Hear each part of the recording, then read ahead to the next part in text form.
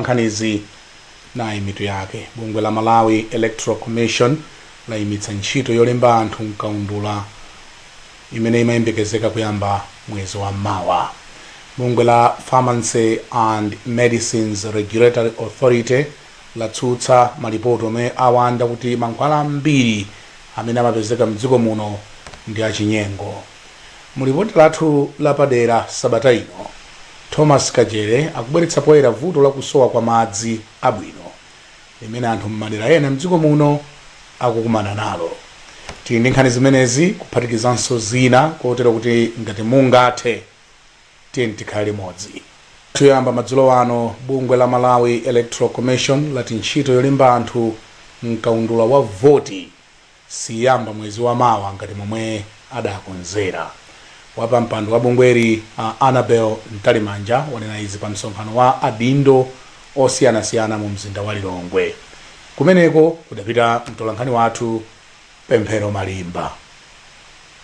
Ntalimanja anati izi zikutsatira kusintha kwa masiku amene bungweri limafuna kuchititsa kalembera ongoyeserera amene amayenekera kuyamba lachitatu. Iwo anatsindika kuti bungweri likufuna ligwire ntchito yoyesererayi pofuna kuyesa zipangizo zamakono zotchedwa election management devices. Tasintha masikuwa chifukwa choti timafuna kuti tikhale ndi nthawi yokwanira kuti tiyeserere mashina amenewa, komanso tionetsetse bwinobwino kuti china chilichonse tayika m'malo mwake kuti kadzafika nthawi yolemba anthu mkaundula wa voti pasazakhale zotsamwitsa zina zilizonse. Mkulu woona zachisankho ku chipani cha Democratic Progressive Gladys Kanda auza bungwe la MEC kuti lifulumize ndondomeko zake zachisankho. Ngati padzakhala zotsamwa zina zilizonse, ife a Democratic Progressive Party ndi chipani chachikulu kwambiri m'Malawi muno chichotsutsa ndipo chimene chikuyenera kutenga kutsogola kuchita zinthu zimenezi kuti chisankho cha chaka chamawa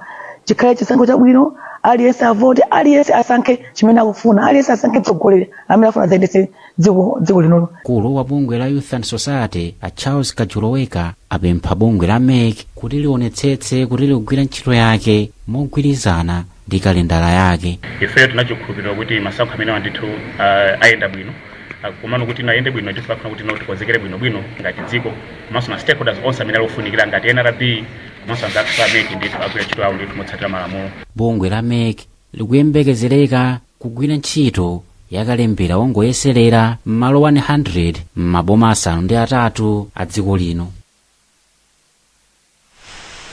Pakadali pano mipingo mdziko muno akuyipempha kupempherera chisankho chimene chikhalepo chaka cha Mawa malo motanganidwa ndi kukamba za mtsogoleri yemwe alamulire dziko lino chisankhocho chikadzatha.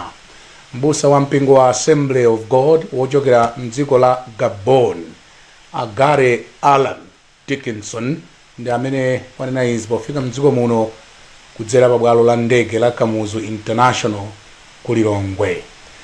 Dickinson abwera ku msonkhano waukulu wa mpingowu umene wayamba pachiwiri ndipo utha pachisanu likudzali. Mawu ake mtsogoleri wa mpingowu mdziko muno Andrew Duwe wati akuyembekezera kusankhanso maudindo atsogoleri atsopano pa msonkhanowu. Iwo anayankhula ndi mtolankhani wathu Khumbo Kaliwo. Tisikoyamba kukhala ndi msonkhano ngati umene, koma tikoza kunena kuti msonkhano ndi wapaderadera kuife kwathu ku Assemblies, chifukwa kuti msonkhano uwu ndi wazisankho umene tikusankha atsogoleri. Mukuziwa inu kunena kuti bungwe lilonse lipite patsogolo limafunika atsogoleri, ndiye tikufuna kuti tisankhe atsogoleri amene akhoza kupititsa patsogolo bungwe lathu komanso kubweretsa kusintha kwakulu mdziko mwathu. Msonkhano umene ukhala ndi anthu amene akuchokera kuchitipa mpaka konsanje ndipo dziko lonse la Malawi. Bungwe la Pharmacy and Medicines Regulatory Authority latsutsa zakuti mankhwala ambiri amene amapezeka mdziko muno ndi achinyengo. Sukulu ya ukachenjede ya Bahiu Dar ya mdziko la Ethiopia ndi imene idachita kafukufukuyu ponena kuti dziko la Malawi mumapezeka mankhwala ambiri achinyengo poyerekeza ndi maiko ena amuno mu Africa. Nkhani yonse ili ndi Wezi Gausi. malingana ndi ripoti limene anatulutsa ndi ofesi ya United Nations imene imayang'anira za mankhwala, ati anthu pafupifupi 500,000 amamwalira chaka ndi chaka muno mu Africa kamba komwe mankhwala amene ali osavomerezeka bwinobwino. Poyankhula lachiwiri mu mzinda wa Lilongwe, mkulu wa bungwe la PMRA Amphaso Kawaye ati ripoti limene lidapeza kuti mankhwala mdziko muno amakhala osavomerezeka lidangowunika mankhwala amene amamwedwa anthu akamadwala malungo.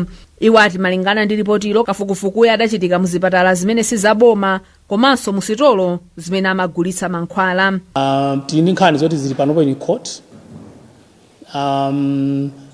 So tikudikira ku court kuti amalizitse nkhani zimenezi. Koma ndi mene takambirana lero chinthu chimodzi chimene taona nchonera kuti tikuyenera kupereka ma update, regular updates ku media kuti tagwira ndani ku disciplinary committee kwathu zatha bwanji ndipo nkhani iyo pano ili ku court. Those updates kuti tili ndi mankhwala anji amene ali suspected for standard mu market, ndipo tamanga recall yaenda bwanji, ndipo even mankhwala amene ali recall tapezawa tapanga dispose bwanji. Poyankhulapo pa nkhaniyi mmodzi mwa akuluakulu oona za umoyo ku unduna wa za umoyo a Godfrey Kadewere ati ndikofunikira kuti dziko la Malawi lizichita kafukufuku komanso kuyika ndondomeko zoyenerera pa nkhani zonse zokhuza mankhwala. Imene za atiuzira kuchokera mu study imene ikuonesa ngati kuti muno Malawi mankhwala onse sala quality yabwino, zomwe sizoona. Tikudziwa ku government ndi ku PMRA tikupanga zambiri zedi zomwe tikuonesa kuti mankhwala muno mdziko muno akhala quality yabwino. Mankhwala amabwera kuchoka kosiyanasiyana. Mtaona bwino study iyi anayipanga pa mankhwala amene ali mu private sector, kuthekanso mankhwala amenewo ndi amene amakhala pa open market. Ndimene timadziwira monga boma timanena kuti mankhwala anthu asamagule apa open market. Ripoti limene lidatulutsa ndi bungwe la World Health Organization lidaonesa kuti mankhwala amene ndi abodza amachuluka kwambiri muno mu Africa, pamene mankhwala 42 pa 100 aliwonse amakhala abodza, ndipo ku America mankhwala 21 pa mankhwala ena aliwonse amakhala abodza, komanso ku Europe mankhwala 21 pa mankhwala ena aliwonse amakhala abodza. Boma lati mgwirizano wabwino pakati pa mbali zokhudzidwa ndi wofunika pofuna kupititsa chitukuko cha dziko lino patsogolo. Wachiwiri kwa nduna yoona za maboma ang'ono mu ndunawu Owen Chiwomanika amalankhula izi mu mzinda wa Blantyre potsekulira mkumano umene cholinga chake ndi kugawana nzeru pakati pa makonsolo ndi adindo ena. Daniel Zimba ali ndi ripoti. Poyankhula potsekulira msonkhano woyamba mu mzinda wa Blantyre, wachiwiri kwa nduna yoona za maboma ang'ono a Owen Chiwomanika anati boma limapereka ndalama zochuluka kuti zithandizire pa chitukuko cha maboma ndi madera. Koma Chiwomanika anadandaula ndi mchitidwe wa chinyengo ndi kusakaza chuma chomwe boma likupereka pa chitukuko, zomwe ati zikubwezeretsa mbuyo. Iwo anati pakufunika kugwirana manja pa ntchito yoonetsetsa kuti ndalama zomwe boma likupereka ku ntchito za chitukuko zikugwira ntchito yake. Mkumano ndi ofunika chifukwa chokuti makansols aphunzira masite imene akuyendera paliso site ina mwina ikupanga zinthu bwino, mwina kuzomba kuti zina zake zikuyenda bwino, ku Blantyre sizikuyenda bwino. Ku Blantyre kuti zina zikuyenda bwino ndiye kuti anthu amene tabwera pamodzi chonchi ticheuzana kupeza kuti tonse pamodzi ngati ma local government family tiyendano bwino. Mkulu wa bungwe loyang'anira mabungwe omwe si aboma la Non-Governmental Organizations Regulatory Authority a Edward Chilekabanda anati ndizodabwitsa komanso zikupereka mafunso kuti ngakhale ndalama zochuluka chaka ndi chaka zikuperekedwa pa chitukuko, koma dziko lino likadali mu mphawi ndi mavuto azachuma. Tikaona ndalama zimene zikuyikidwa budget ya national budget ati imene aphungu athu amakambirana ndi kuchita pass, ndikuyang'anaso ndalama zimene zikuchoka kunja kwa dziko lino kufika kudzera mabungwe amene saboma, ndi ndalama zochuluka kwambiri. Malawi ayenera kuti apite patsogolo. Chaka chatha chomwechi report yathu ngati NGO Regulatory Authority imene tinatolera kuchokera ku mabungwe amene saboma yasonyeza kuti tinalandira ndalama zopitirira ndi 600 billion. Ndalama zimenezi tidati tione zikugwiritsidwa ntchito maboma makansomo, koma tikapezabe kuti anthu athu kumidziku akuvutikabe. Nthumwi zosiyanasiyana monga akuluakulu ochokera ku maunduna aboma aphungu aku nyumba ya malamulo, makonsolo komanso m'mizinda anali nawo pamwambowu. Gulu lomwe limayimira anthu pa ntchito maka aphunzitsi a sukulu za sekondale la Secondary School Teachers Union lati likufuna kutengera mwayi pa msonkhano wake waukulu wa chaka chino kukambirana ndi boma kuti likweze aphunzitsi omwe ali pa mlingo wa P5 omwe akuti akhala kwambiri osakwezedwa. Aphunzitsiwa akuyembekezera kuchita mkumano wawo kuyambira pa chitatu mu mzinda wa Lilongwe. Sam Kalimira akuyitsatira bwino nkhaniyi. Yemwe akugwizira udindo wa mlembi wamkulu wa gulu la aphunzitsi aku sekondale a Druwen Moyo adati aphunzitsi ambiri akhalitsa pa gredi ya P5 ndipo akuyenera kuti akwezedwe chifukwa chakuti omwe adalipo ena adapuma pa ntchito, ena anatisiya pomwe ena adakwezedwa kupita pa gredi yapamwamba. Iwo anatsindika kunena kuti nthawi yakwana kuti aphunzitsi omwe akhalitsa ndipo akuchita bwino ku sukulu zawo awakweze kuti afike pa gredi ndi cholinga kuti maphunziro apite patsogolo. Komanso timanena za ma P5 head teachers. Ma P5 imene ili grade F taona atatu iya takumbutsa boma pali ambiri amene they are deserving. Nanga noti zingopanga acting masukulu ambiri onsewa. Ngakhale ku nduna wa zamaphunziro sadayankhe pangani nduna mundu nawo amadalitso Kambauwa Welima posadapa adanena kuti boma likuonetsetsa kwena kuti aphunzitsi akuthandizidwa pa zokhumba zawo. Izi ndi monga kuonetsetsa kuti ali ndi zipangizo zophunzitsira zabwino, nyumba zabwino komanso malipiro awo apamwamba. Padali pano Amoyo anena kuti pa mkumano mwa aphunzitsi a sukulu za sekondale akhale nawo mu mzinda wa Lilongwe akaonetsetsa kunena kuti akakambirane ndi akuluakulu akumanebu kuti asinthe njira zina zomwe amaperekera ndalama kwa aphunzitsi omwe akuwathandiza ntchito. Mwa zina akunena kuti aphunzitsi omwe amalembetsa mayeso azikagonera konko osati zomwe zili pano kunena kuti ambiri samagonera konko. Ku mkumano wa aphunzitsi ku Lilongwe akuti akasankhanso maudindo ena atsopano omwe anthu 16 akatsogolere ndipo ena akasankhidwa ku zigawo za maphunziro mdziko muno komwe kukachokere munthu mmodzi ma division okwana 6 omwe ali mdziko muno.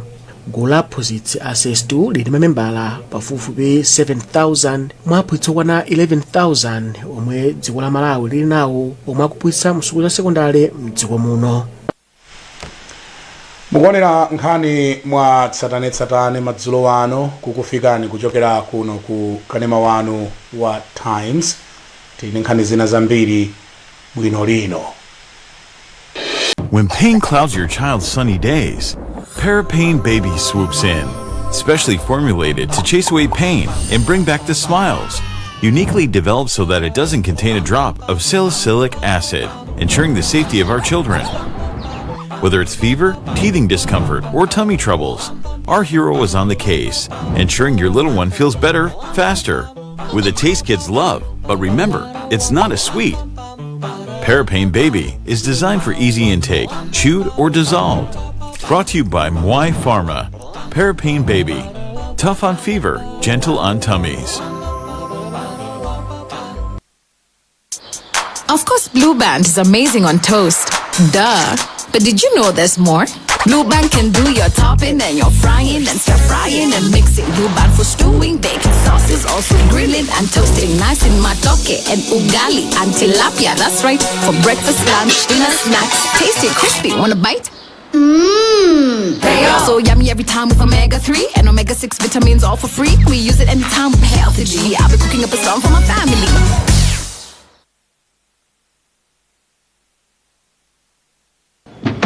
Yes, Loani. Ziko mota kulandirani. Sorry, Pipanita. Bwanji goti. Cholembera chino bwana. Ife tu ma office muno timagwirisa ntchito zolembera zake zimene. Cholembera ichi ndi cha bundle. Zolembera za bundle zakazi kukutumikirani kwa nthawi yayitali. Pano ndikulengeza kuti tabwera ndi zolembera zatsopano zomwe zili m'mapangidwe awiri, classic ndi winner. Zolemberazi ndi zokongola zolemba bwino komanso zolemba nthawi yayitali. Zolembera za Bantle zimabwera m'mitundu inayi: black, blue, red ndi green, ndipo mutha kugwiritsa ntchito mu ofesi, ku sukulu ndi malo ena. Akupanga zolembera za Bantle ndi a Euro Industries, kampani yeniyeni ya Chimalawi. Gulani katundu wopangidwa ku Malawi konkuno kuti mutukule dziko lanu. Phone Blantyre 0888 107 261, Lilongwe 0886 074 737. Bantle, buy original, avoid counterfeit. Bantle, write miles with a smile.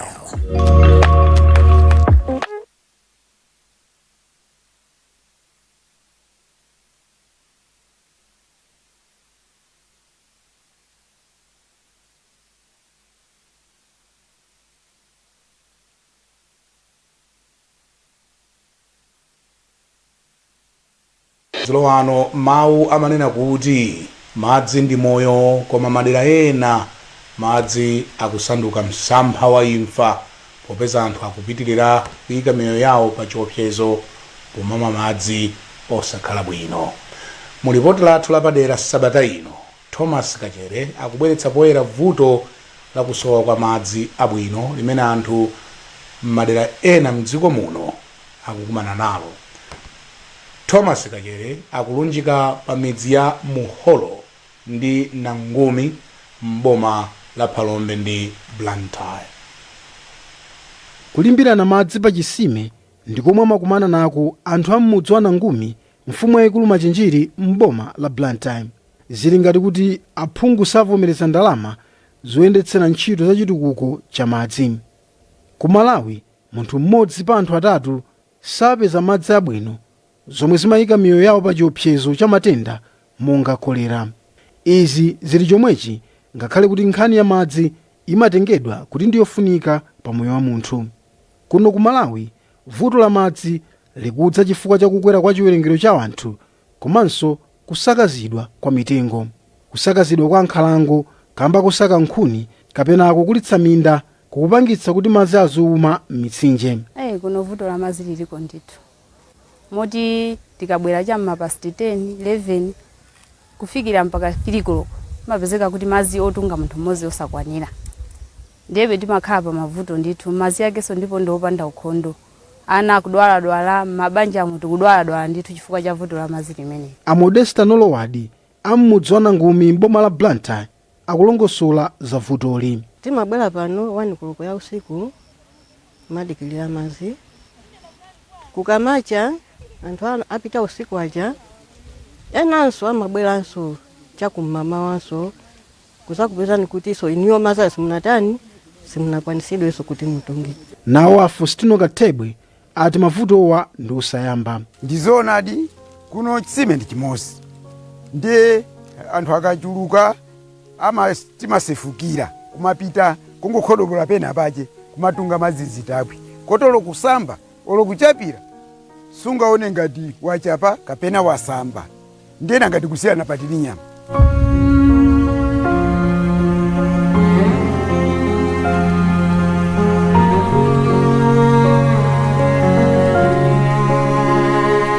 Malipoti ena akusonyeza kuti mawanja akugwedezeka chifukwa abambo amayamba nsanje akaona akazi awo akuchedwa ku chitsime. Umenyera ufulu wa anthu amadziko matemba ati ndizomvetsa chisoni kuti anthu akuvutikabe pa nkhani ya madzi.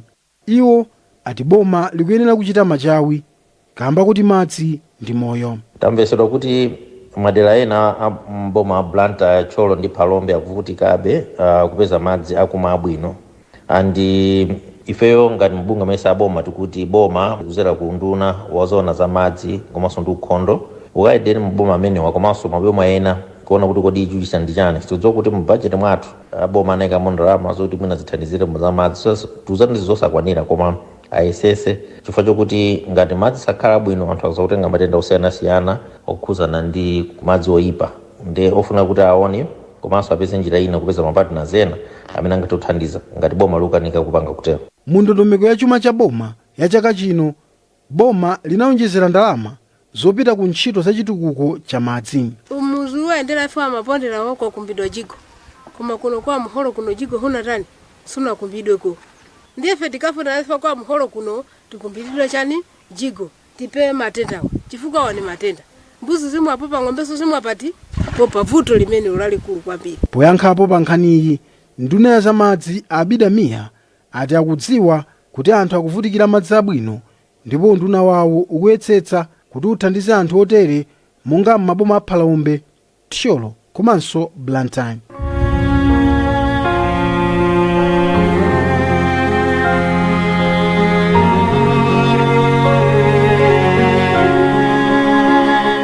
Ndondomeko ya chitukuko ya bungwe la United Nations ya namba 6 imalimbikitsa maiko kuti adzakhale atakwaniritsa chitukuko cha madzi pomwe adzafika mchaka cha 2030. Madzi ndi moyo, koma kusowa kwa madziwa kuli ngati kupereka chilango chokaphedwa kwa anthu omwe akufunitsitsa kukhala ndi moyo.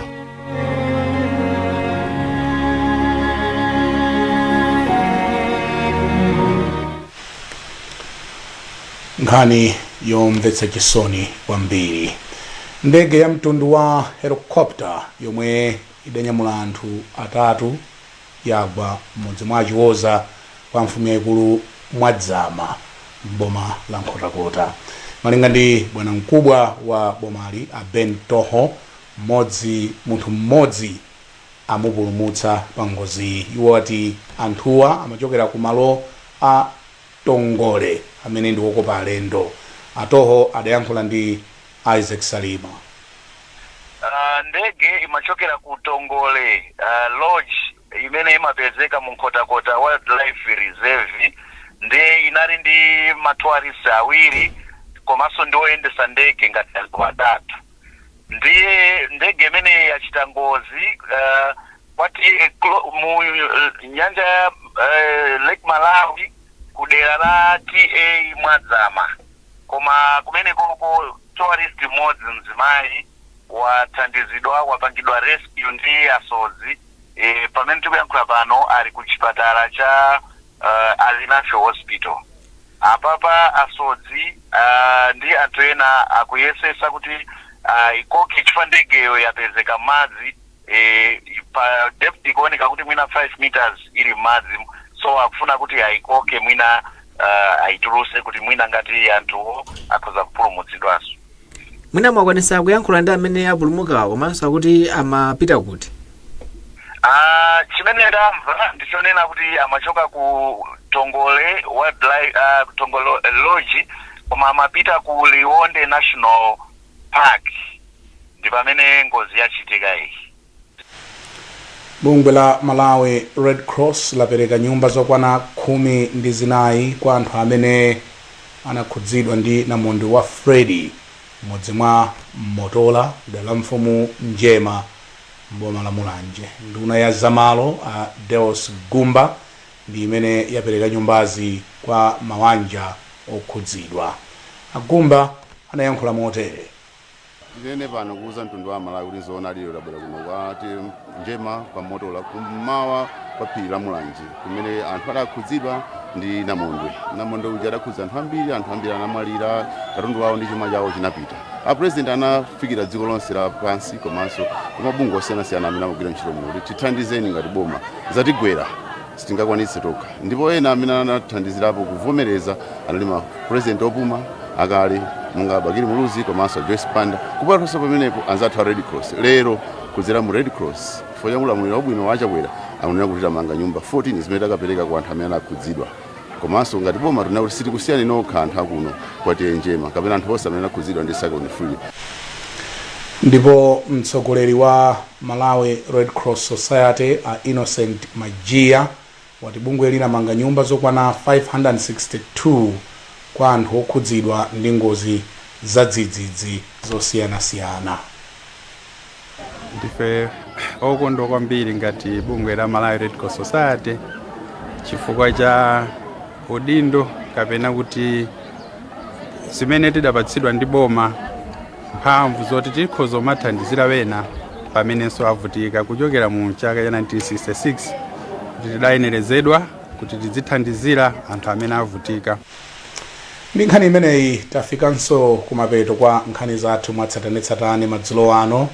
koma tisadasiyane nayinso mitu yake.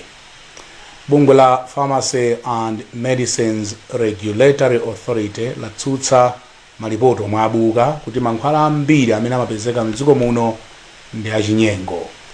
Ndege ya mtundu wa helicopter yomwe idanyamula anthu atatu yagwa mboma la Nkhotakota.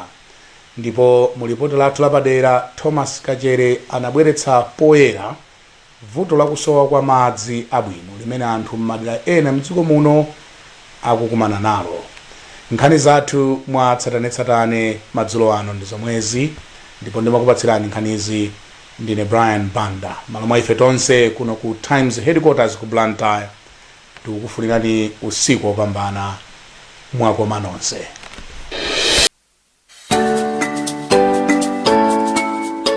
Ife Achambo Girls Private Secondary School tikukudziwitsani makolo nonse kuti malo akadapezeka